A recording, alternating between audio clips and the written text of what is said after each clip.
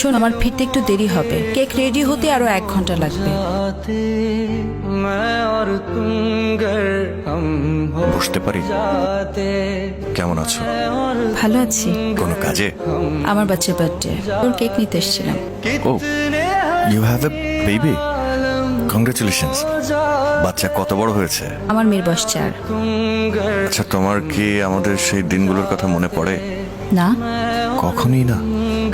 মেয়েদের অতীত থাকতে নেই, মেয়েদের থাকে বর্তমান আর ভবিষ্যৎ। আর বিয়ের পর মেয়েদের সংসারটাই বর্তমান, সংসারটাই ভবিষ্যৎ। সেই সংসারে আমারও তো থাকার কথা ছিল সামিয়া। এত ছোট জামা।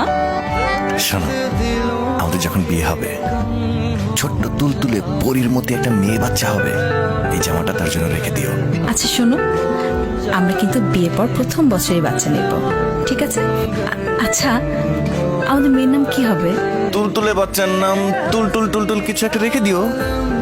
হ্যালো মা, তুমি কখন আসবে?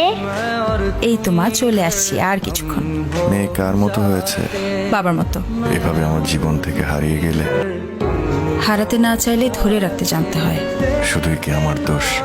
প্রথমবার আমি অনুভব করলাম, যে মানুষটা সবচেয়ে বেশি ভালো রাখতে পারে, সে মানুষটা সবচেয়ে বেশি কষ্টও দিয়ে যেতে পারে।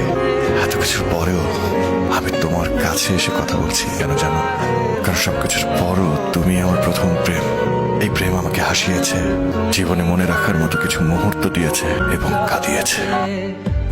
সুখে থাকো, ভালো থাকো, এটা আমার কোনো আপত্তি নেই। কিন্তু তোমার কোনো কিছুতেই আমি আর নেই, এটা আমি মেনে নিতে পারছি না। যেন তোমার সামনে একজন অপরিচিত আমি। এক্সকিউজ মি ম্যাম, আপনার কেকটা রেডি, প্লিজ চেক করে জানাবেন। চেক করা লাগবে না, আপনি প্যাক করে গাড়িতে দিয়ে যান। ওয়েট, আচ্ছা, আমাদের মেয়ের নাম কি হবে?